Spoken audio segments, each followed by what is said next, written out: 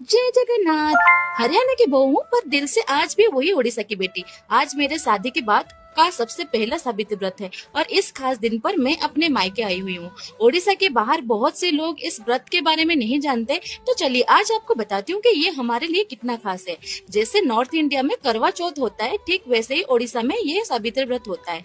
ये कथा जुड़ी है माता सावित्री से, जिन्होंने अपनी निष्ठा और प्यार से यमराज तक को हरा दिया था और अपने पति सत्यवान के प्राण निकालकर वापस ले आई थी। तभी से हर शादीशुदा औरत अपने पति की लंबी उम्र के लिए और अच्छी सेहत के लिए ये व्रत रखती है। हमारे यहाँ इस दिन में सारे फ्रूट्स का भोग लगता है और बर के पेड़ के पास ये पूजा जाता है। मेरी खुशकिस्मती तो देखो कि पहला व्रत मुझे अपने घर के सामने अपनी कुलदेवी के पास करने को मिला। यहाँ इतनी सारी भाभियां और चाची लोग साथ में पूजा कर रहे थे कि मायके वाले सुकून मिल गया।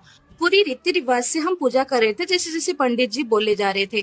मुझे पता है कि ये सब चीजें हरियाणा में नहीं होता है, तो हरियाणा के लोग जो भी मेरी वीडियोस देख रहे हैं देखो ऐसे ही हमारे यहाँ पे पूजा जाता है।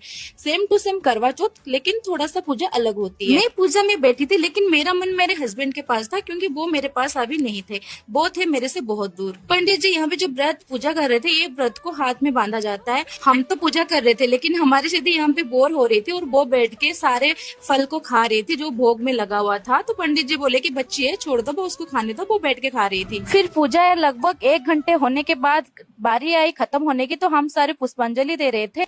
पूजा खत्म होने के बाद फिर भाभी भाई को पूजा करके अपना व्रत तोड़ी। मेरा व्रत पूरा नहीं हुआ था, क्योंकि मेरे पतिदेव मेरे पास नहीं थे। उनका चेहरा देखकर ही मेरा ये पहला व्रत पूरा होगा।